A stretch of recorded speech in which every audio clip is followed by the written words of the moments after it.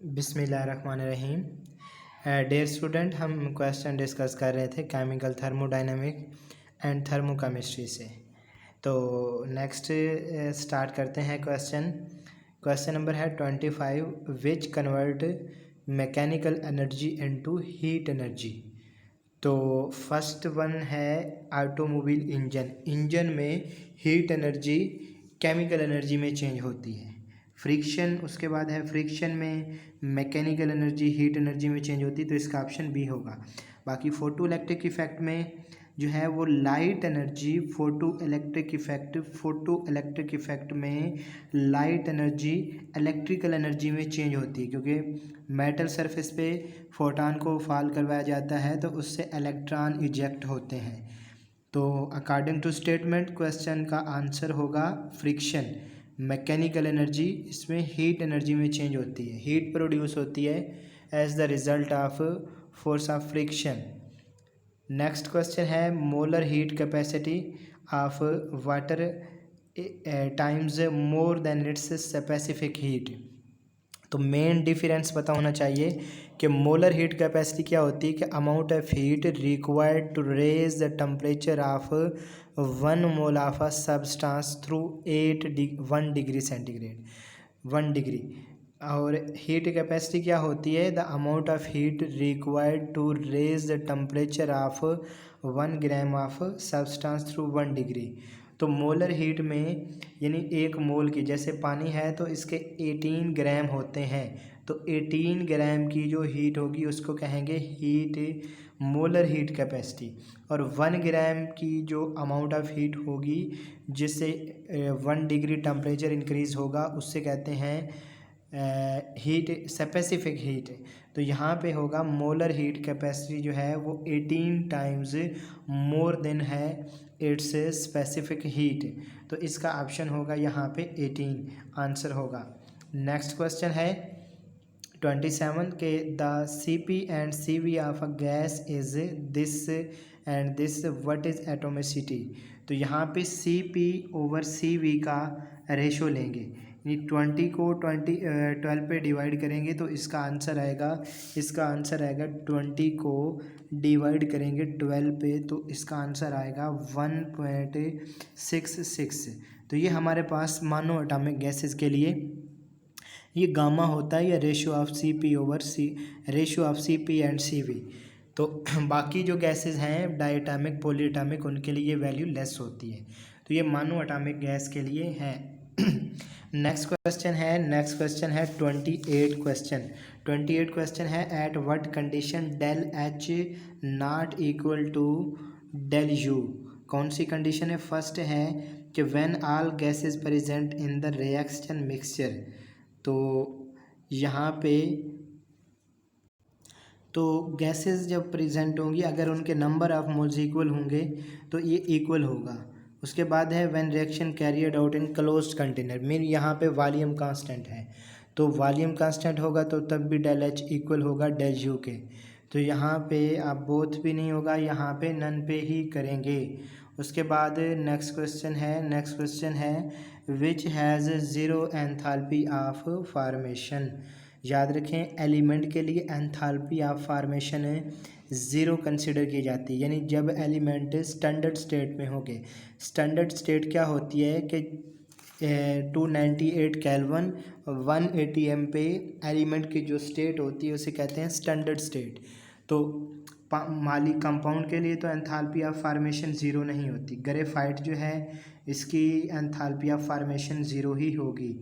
और डायमंड की भी एंथैल्पी ऑफ फार्मेशन ज़ीरो नहीं होगी, यहाँ पे एलोट्रॉपिक ट्रांजिशन आ जाएगी। और एलोट्रॉप में ये होता है कि जो मोस्ट अबंडेंट और स्टेबल एलोट्रॉप होगा उसकी enthalpy of formation arbitrarily zero consider की जाती है, यानी ग्रेफाइट की भी ज़ीरो होगी यहाँ पे। और यहाँ पे जो बाकी वाटर तो कंपाउंड है उसकी तो ज़ीरो नहीं होगी, डायमंड की भी ज़ीरो नहीं होगी। तो यहाँ पे ज़ीरो पूछा गया है तो इसका आंसर ग्रेफाइट ही होगा। तो इस तरह के क्वेश्चन पूछे जाते हैं थर्मोडायनेमिक में। तो क्वेश्चन जो है उसकी आप जड़ पकड़ें, जड़ से जब भी पकड़ेंगे तो वो बीमारी हाथ आ जाएगी और उसका इलाज भी हो जाएगा, यानी वो आप उसको अच्छे से सॉल्व कर लेंगे। उसके बाद नेक्स्ट क्वेश्चन है which has maximum enthalpy of formation.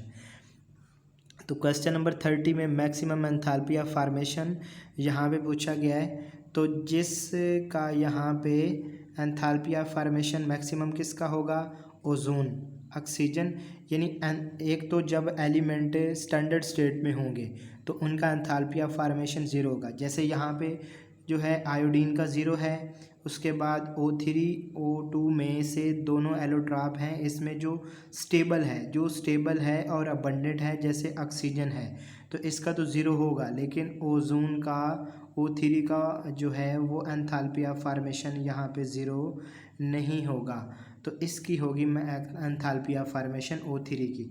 उसके बाद नेक्स्ट है question enthalpy of formation of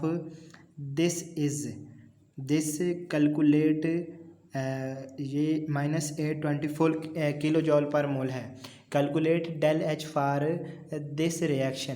तो यहाँ पे 1 मोल के लिए एंथैल्पी ऑफ फॉर्मेशन है -824 किलो जॉल पर मोल। तो 2 मोल के लिए इसका डबल कर देंगे तो ये हमारे पास हो जाएगा, यहाँ पे ये हमारे पास हो जाएगा, इसको डबल कर दें, 2 से मल्टीप्लाई कर दें तो ये हमारे पास हो जाएगा -1648 किलो जॉल पर मोल। तो यहाँ पे आंसर में नहीं है, ये प्लस है तो ये नहीं होगा, हम लास्ट पे ही करेंगे। उसके बाद नेक्स्ट क्वेश्चन है ये कि द डेल एच सी यानी हीट ऑफ कंबशन मीथेन की ये और ईथेन की दी गई है। तो यहाँ पे पूछा गया है कि जो कौन सा फ्यूल जो जिसकी ग्रेटर एफिशिएंसी होगी। तो कोई भी फ्यूल होता है, हम फ्यूल की एफिशिएंसी कैलोरीफिक वैल्यू से डिटरमाइन करते हैं।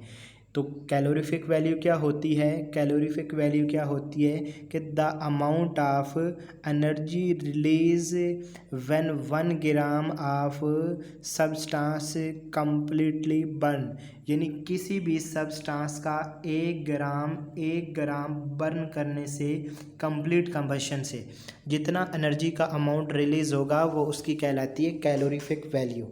तो यहाँ पे हम देखेंगे कैलोरीफिक वैल्यू 1 ग्राम की। तो मीथेन की जो हीट ऑफ कंबशन है ये है 890। तो मीथेन का मोलर मैस होता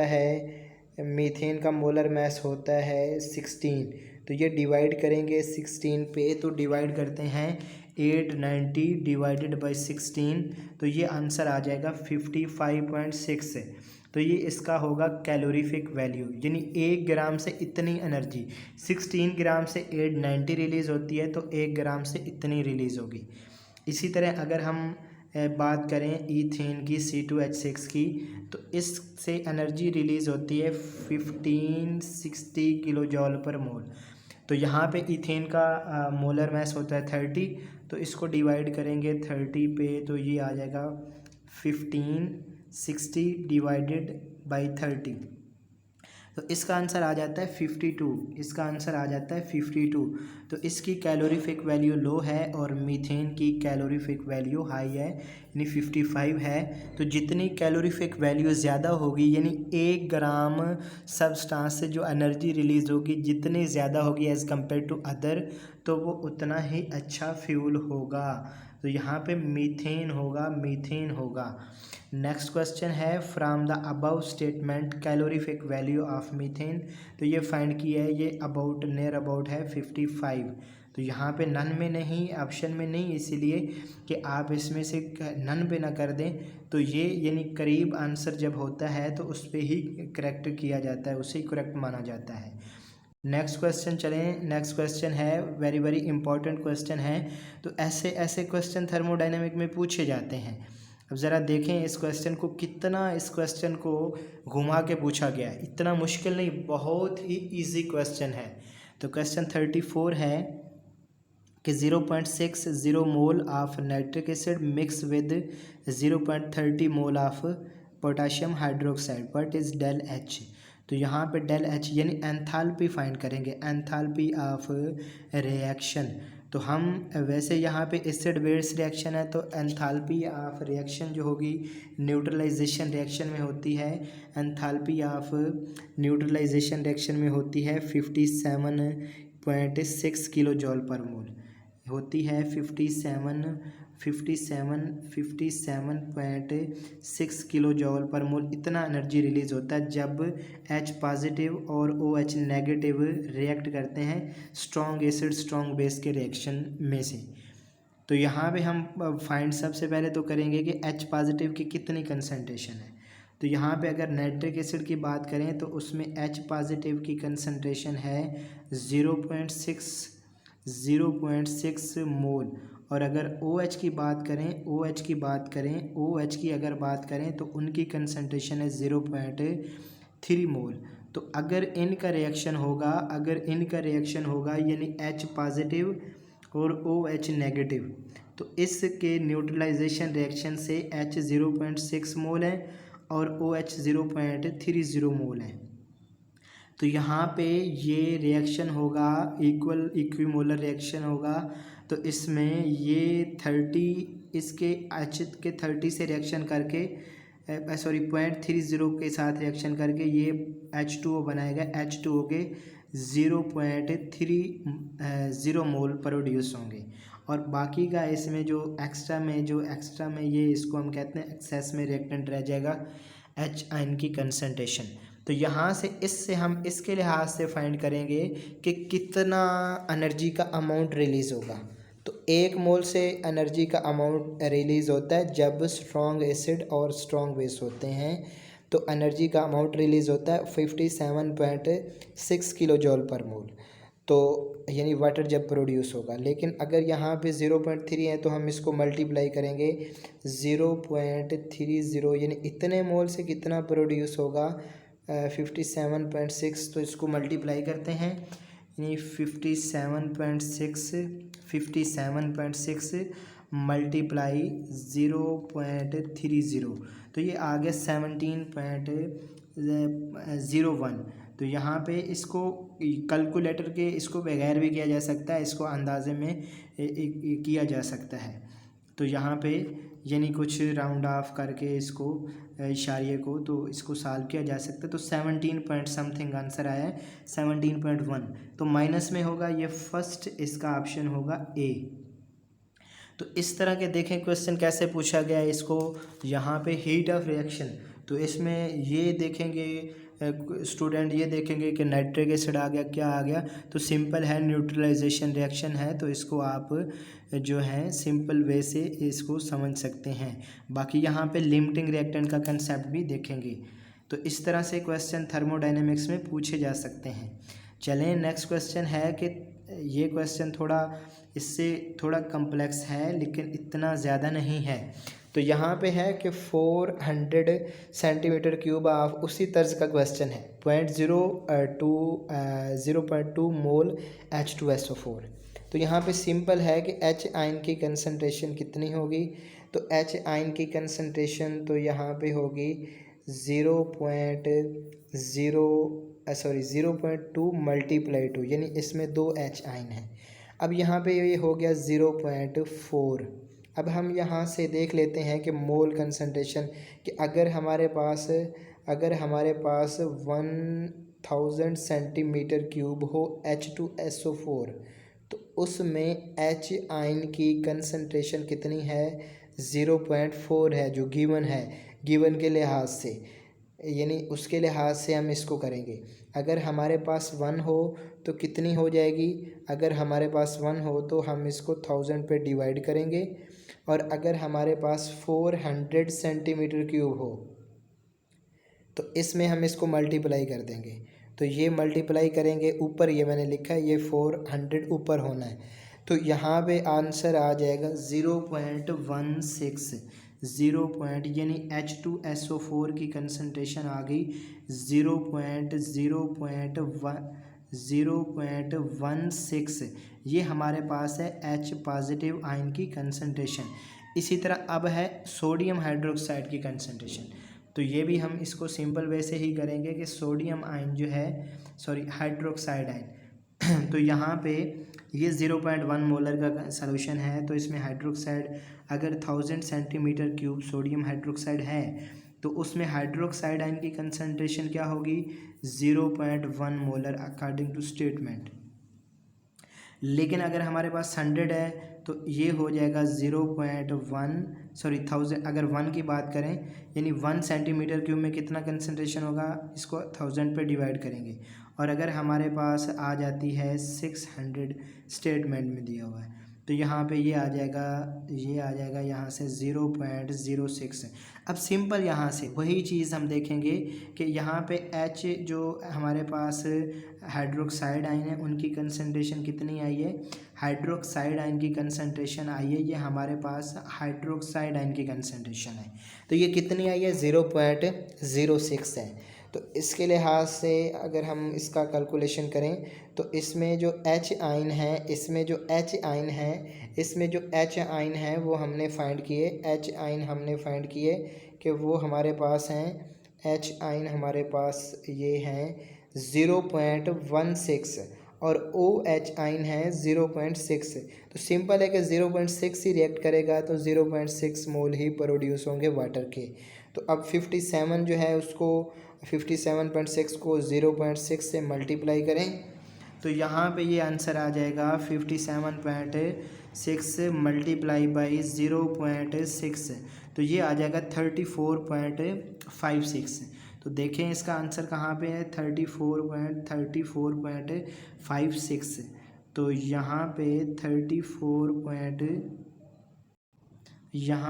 34 ये क्वेश्चन में 0.06 था, यहाँ पे 0.06 था, यहाँ पे 0.06 था। तो इस तरह ये इसका आंसर आ जाएगा 3 पॉइंट यानी 57.6 मल्टीप्लाई बाई 0.06 तो ये आ जाएगा 3.45।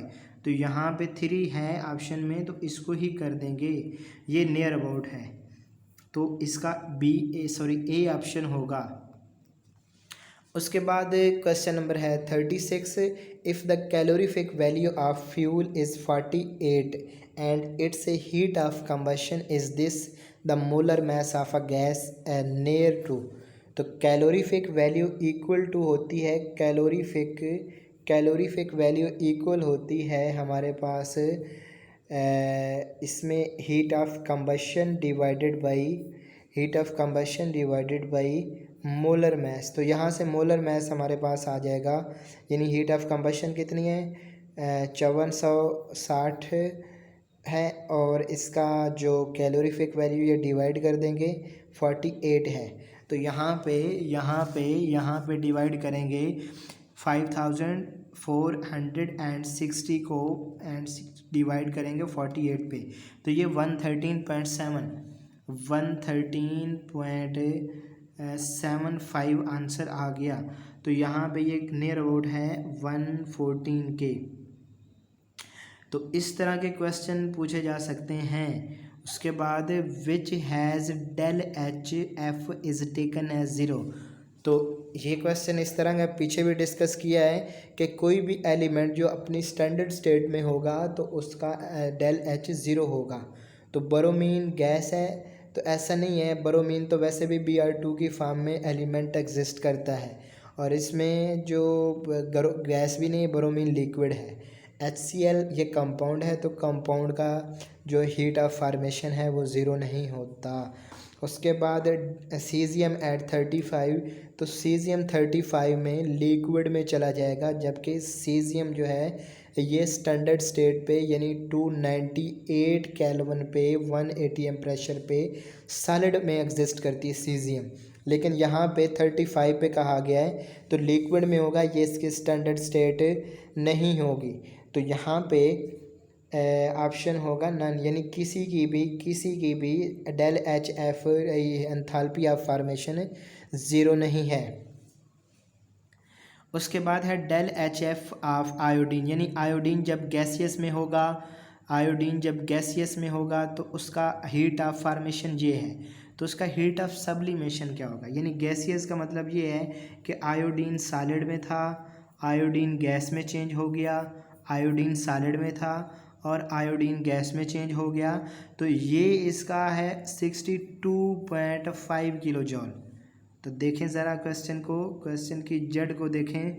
यहाँ पे ये है इसका आयोडीन गैसियस का हीट ऑफ फॉर्मेशन और पूछा गया सब्लिमेशन। तो सब्लिमेशन में भी यही होगा कि आयोडीन सबलाइम हो जाएगी आयोडीन गैसियस में।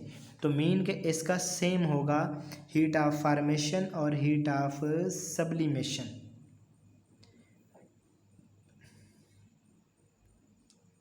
चलें नेक्स्ट क्वेश्चन है which has larger del H. तो कहाँ पे एनर्जी का अमाउंट, ये यहाँ पे एलिमेंट की कंपाउंड की फॉर्मेशन होगी कंस्टिट्यूएंट एलिमेंट से। तो फर्स्ट में गैसियस फॉर्म में और सेकंड में लिक्विड में। तो पानी जब गैसियस फॉर्म में चेंज होगा उससे फर्दर हीट रिलीज करके लिक्विड में चेंज होगा। तो इसका मतलब यानी लिक्विड स्टेट में यानी H2O2 को जब लिक्विड वाटर में कन्वर्ट होना होता है तो एनर्जी का अमाउंट ज़्यादा रिलीज़ होगा। तो यहाँ पे जो डेल एच की वैल्यू है वो लार्जर होगी सेकंड रिएक्शन के लिए। डेल एच क्वेश्चन नंबर 39 में डेल एच की वैल्यू लार्जर होगी, यानी फर्स्ट में तो +285 किलो जॉल पर मोल होता है, लेकिन लिक्विड में ज़्यादा होगा, इसमें गैसियस में कम होगा, लिक्विड में ज़्यादा होगा। गैसियस में 278 या 238 के राउंड अबाउट इसकी वैल्यू, डिफरेंस बुक्स में दो वैल्यूज़ दी गई, 78 है कहीं पे 238 है। तो इनको ही बहरहाल इसका वैल्यू जो है वो कम होगा H2O का, यहाँ से हीट ऑफ फॉर्मेशन ज़्यादा होगी। तो सेकंड इसका ऑप्शन होगा। उसके बाद नेक्स्ट क्वेश्चन है विच इज़ नॉट स्पॉन्टेनियस। तो फर्स्ट वन है H2O2। अच्छा, ये क्वेश्चन करने से पहले हम स्पॉन्टेनियस रिएक्शन देख लेते हैं। स्पॉन्टेनियस रिएक्शन भी 2 टाइप के होते हैं, यानी कुछ ऐसे रिएक्शन होते हैं जिनको स्टार्ट करवाने के लिए कुछ इनिशिएट करना होता है, कुछ एक्सटर्नल वर्क, कुछ स्टार्ट करने के लिए, फिर रिएक्शन बस स्पॉन्टेनियस ही हो जाते हैं, खुद ब खुद ही प्रोसीड होते हैं। और दूसरे होते हैं स्पॉन्टेनियस, यानी जिन्हें कोई एक्सटर्नल कोई इनिशिएशन की भी ज़रूरत नहीं होती। तो यानी 2 स्पॉन्टेनियस हो गए, initiation required and not initiation required. तो फर्स्ट रिएक्शन में हाइड्रोजन ऑक्सीजन ये चेंज हो रहा है लिक्विड वाटर में, तो यहाँ पे इलेक्ट्रिक स्पार्क रिक्वायर होता है। लेकिन याद रखें कि इलेक्ट्रिक स्पार्क जब होगा तो लिक्विड वाटर प्रोड्यूस, और इस दौरान एनर्जी रिलीज होती है 285 point something kilo joule per मोल, 285 point something kilo joule per मोल। तो अब जो इलेक्ट्रिक स्पार्क से हमने जो काम लिया था H2 और O2 के कम्बिनेशन से वाटर की प्रोडक्शन का, वो ये एनर्जी काम करेगी। तो मेन ये रिएक्शन अब इलेक्ट्रिक स्पार्क देने के बगैर भी ये प्रोसीड होता ही रहेगा। तो ये हमारे पास स्पॉन्टेनियस रिएक्शन ही है, इसको हम उस कैटेगरी में लेके आएंगे कि जिनके लिए इनिशिएशन रिक्वायर होती है। उसके बाद है लिक्विड वाटर गैसियस में चेंज होता है, तो ये भी स्पॉन्टेनियस है, एवेपोरेशन है, सिंपल है। उसके बाद सोडियम को जब लिक्विड वाटर में, तो सोडियम वाटर के साथ हाईली विगरस रिएक्शन होता है, तो अल्कली मेटल है वाटर में डालेंगे, एकदम से जो है हाइड्रोजन को आग लग जाएगी, जो हाइड्रोजन रिएक्शन के दौरान रिलीज होगी। Hydrogen is also called catch a fire, इसको आग पकड़ने वाली हवा कहा जाता था पहले शुरू में पुराने वक्तों में। तो यहाँ पे सभी रिएक्शन जो हैं वो स्पॉन्टेनियस ही हैं, तो अकॉर्डिंग टू स्टेटमेंट नन पे ही करेंगे। चलें नेक्स्ट क्वेश्चन है कि यहाँ पे देखें, ये हमारे पास A है और ये B है, ये यहाँ पे 2 पार्टीशन है, यहाँ पे हमारे पास बॉक्स हैं। तो A के अंदर कंसीडर कर लें सिलेंडर है, तो A के अंदर कोई गैस है, तो जब हम स्टॉपर ओपन करेंगे तो क्या होगा, गैस के मालिक्यूल इधर शिफ्ट होंगे B सिलेंडर में, B बॉक्स में, तो क्या होगा, इससे एंट्रोपी क्या करेगी, तो एंट्रोपी जो है, एंट्रोपी क्या होती है, रैंडमनेस होती है, रैंडमनेस, आवारागर्दी। आवारागर्दी, जितनी आवारागर्दी ज़्यादा होगी उतनी एंट्रोपी भी ज़्यादा होगी। तो गैस के मालिक्यूल यहाँ पे तंग हैं और यहाँ पे उन्हें जगह ज़्यादा मिल जाएगी, ज़्यादा आवारा फिरेंगे, तो हम कहेंगे कि उनकी एंट्रोपी, उनमें रैंडमनेस बढ़ गई। यानी वॉल्यूम, कम वॉल्यूम में अगर ज़्यादा होते हैं तो उनमें आर्डरली अरेंजमेंट होता है एज़ कम्पेयर टू कि उनको ज़्यादा वॉल्यूम प्रोवाइड किया जाए। तो यहाँ पे इसलिए, अच्छा यहाँ पे ये नहीं किया जा रहा कि ये जो सिलेंडर है ए, इसको हमने इससे सारे गैस के मालिक्यूल उधर ही शिफ्ट, ऐसा नहीं है, बल्कि इनको कनेक्ट कर दिया। तो यहाँ पे एंट्रोपी जो है वो इंक्रीज़ करेगी। उसके बाद नेक्स्ट क्वेश्चन है कि when we dissolve ammonium chloride in aqueous medium the entropy will. तो अमोनियम क्लोराइड को जब डिज़ाल्व करेंगे तो इसमें आयन डिसोसिएट होंगे, एक्वस मीडियम में फ़्लो करेंगे, इजीली मूव करेंगे। तो मीन के इजीली मूव करेंगे, रैंडम हो जाएंगे, रैंडमनेस बढ़ेगी, तो एंट्रोपी भी इंक्रीज़ करेगी। चलें नेक्स्ट क्वेश्चन है which one is not extensive property. तो एंट्रोपी तो एक्सटेंसिव है, एंथैल्पी भी एक्सटेंसिव है, हीट कैपेसिटी भी एक्सटेंसिव ही है, क्योंकि हीट कैपेसिटी के लिए कोई फिक्स अमाउंट के लिए हीट रिक्वायर नहीं की जाती। यानी इसमें ना तो 1 ग्राम यानी ना तो स्पेसिफिक हीट के रिलेटेड है और ना ही मोलर हीट कैपेसिटी का सब्सटेंस की कुछ भी अमाउंट हो सकती है। मीन अगर वो 1 ग्राम है तो उसकी हीट कैपेसिटी जैसे वाटर के 4.1 समथिंग होती है, अगर 2 ग्राम कर दें तो उसकी डबल हो जाएगी, यानी अमाउंट पे डिपेंड कर रही है। तो इनमें से कोई भी एक्सटेंसिव प्रॉपर्टीज़ पूछा गया जो नहीं है तो तमाम है, तो स्टेटमेंट के अकॉर्डिंग डी ऑप्शन होगा। नेक्स्ट क्वेश्चन है कि इन विच प्रोसेस एंट्रोपी इंक्रीजेज। तो एंट्रोपी किस प्रोसेस में इंक्रीज़ कर रही है। जैसे H2 गैस है तो H2 एटॉमिक फॉर्म में चेंज हो रहा है, 2 एटम है तो एटम बढ़ेंगे तो रैंडमनेस बढ़ेगी, तो इससे क्या होगा, एंट्रोपी इंक्रीज़ होगी। व्हेन रिसेस इन कॉलेज में जब रिसेस होती है, बच्चे बैठे होते हैं क्लास में, जब रिसेस हुई, बेल बजी तो बच्चे एकदम से भाग निकलते हैं, रैंडमनेस बढ़ गई, आवारागर्दी बढ़ गई, तो इससे क्या होगा, एंट्रोपी बढ़ेगी। सिंपल एंट्रोपी क्या होती है, रैंडमनेस होती है। जितना कोई चीज़ ज़्यादा आवारा होगी हम कहेंगे कि वो उतने ही उसमें रैंडमनेस ज़्यादा है। उसके बाद है डीकम्पोजिशन ऑफ बेकिंग सोडा यानी सोडियम बाइकार्बोनेट। तो सोडियम बाइकार्बोनेट, सिंपल सा क्वेश्चन है कि सोडियम बाइकार्बोनेट डीकम्पोज होगा तो चेंज होगा सोडियम कार्बोनेट में, उसके बाद कार्बन डाइऑक्साइड और वाटर में। तो इसमें भी जो हैं इसके मालिक्यूल्स जो हैं वो इंक्रीज़ कर जाएंगे, यहाँ पे 3 यूनिट हो गए एज़ कम्पेयर टू यहाँ पे जैसे सोडियम कार्बोनेट बाइकार्बोनेट के 2 मोल थे तो यहाँ पे ये 3 प्रोड्यूस हो गए, तो यहाँ पे भी एंट्रोपी इंक्रीज़ करेगी। तो ऐसा कोई भी केस नहीं है। अच्छा यहाँ पे अब एंट्रोपी इंक्रीज़ का पूछा गया, इन विच प्रोसेस एंट्रोपी इंक्रीज़, तो सभी में इंक्रीज़ होगी, तो यहाँ पे ऑल ऑफ दीज होगा। यहाँ पे शायद नॉट होना था तो फिर नन पे होना था। Your mobile phone is a thermodynamically, your mobile phone जो है इससे कोई मैथ्स, तो मोबाइल फ़ोन से कोई ऐसी चीज़ नहीं होती कि जब आप उसे यूज़ कर रहे होते तो कोई चीज़ सिम कभी बाहर निकल गई, कभी कोई चीज़, तो ऐसा मेरे ख्याल में नहीं है। तो मोबाइल फ़ोन सिर्फ उसमें जो बैटरी आप चार्ज करते हैं उसमें एनर्जी डिसिपेट हो रही होती है, जो एनर्जी है उससे, जो मोबाइल की बैटरी है उससे एनर्जी जो है वो वर्क कर रही होती है, तो उससे जो एनर्जी है उससे रेडिएशन जो निकल रही होती है, तो इसमें हीट का तो ट्रांसफ़र हो रहा होता है। तो mobile phone is a closed system. उसके बाद नेक्स्ट क्वेश्चन है del S for isochoric process is. तो डेल एस हमारे पास आइसोकोरिक क्या होता है, जिसमें वॉल्यूम कांस्टेंट होगा, तो इसका फार्मूला होता है del S is equal to C V log natural T2 by T1 plus N R log natural of V2 by V1। तो आइसोकोरिक है, वॉल्यूम कांस्टेंट, यानी ये फैक्टर तो इसमें ज़ीरो हो जाएगा, तो फिर हमारे पास इक्वल आएगा CV log natural of T2 by T1। लेकिन अगर टेम्परेचर है तो प्रेशर से भी हम इसको रिलेट कर सकते हैं, क्योंकि temperature directly proportional to pressure होता है। तो T2 है तो यहाँ पे P2 भी हम कर सकते हैं। तो यहाँ पे बोथ होगा।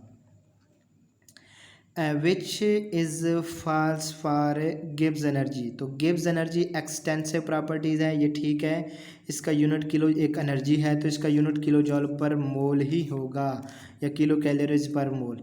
उसके बाद it measure capacity of a system to do work. तो गिब्स फ्री एनर्जी से हम feasibility of a chemical reaction भी डिसाइड करते हैं। तो सभी ऑप्शन ठीक हैं, तो कोई भी फॉल्स नहीं है, तो नन पे ही करेंगे। उसके बाद नेक्स्ट क्वेश्चन है कि what is the condition of spontaneity of endothermic reaction. तो एंडोथर्मिक रिएक्शन में क्या, इसमें सबसे पहले तो लिखेंगे del G is equal to del H minus T del S. तो इसमें इसको मैं नेक्स्ट लिखता हूँ डेल एच, यहाँ से बिलू से इसको लिखते हैं कि डेल जी, ये Gibbs free energy is equal to del H minus T del S. तो यहाँ पे एंडोथर्मिक है तो ये तो पॉजिटिव होगा। तो रिएक्शन स्पॉन्टेनियस कब होगा, रिएक्शन स्पॉन्टेनियस कब होगा, रिएक्शन उस वक्त स्पॉन्टेनियस होगा जब डेल जी की वैल्यू माइनस में होगी, नेगेटिव होगी। तो ये नेगेटिव कब होगी, जब टी डेल एस जो है ये ग्रेटर होगा। टी डेल एस जो है ये यहाँ पे ग्रेटर होगा विद पॉजिटिव साइन। तो यहाँ पे देखें कौन सा इसका ऑप्शन होगा, larger with positive sign, larger with positive value. तो ये इसका ऑप्शन होगा बी, क्योंकि यहाँ पे देखें अगर ये वैल्यू पॉजिटिव है तो ये नेगेटिव ही रहेगा। तो ये अगर लार्ज वैल्यू होगी, यानी फॉर एग्जांपल ये हमारे पास 5 है तो ये अगर -3 है तो इसका आंसर तो +2 आएगा। तो इस तरह तो गिब्स फ्री एनर्जी माइनस में नहीं होगी। अगर हम टी डेल एस की वैल्यू मान लें कि ये 7 है तो फिर डेल एच 5 माइनस 7 होगा तो फिर आंसर -2 आएगा। तो जब -2 डेल जी होगा, डेल जी जब -2 होगा तो उस वक्त रिएक्शन जो है वो थर्मोडाइनमिकली फेवर करेगा to the forward direction. Endothermic की बात कर रहे हैं। तो इस तरह के क्वेश्चन थर्मोडाइनमिक में पूछे जाते हैं, तो इनको अच्छे से आप करें। नेक्स्ट क्वेश्चन है for non spontaneous chemical reaction. तो नॉन स्पॉन्टेनियस केमिकल रिएक्शन के लिए इक्विलिब्रियम कांस्टेंट क्या होगा, ज़रा लिखें इक्वेशन गिब्स एनर्जी की। Del G is equal to -RT log natural into के।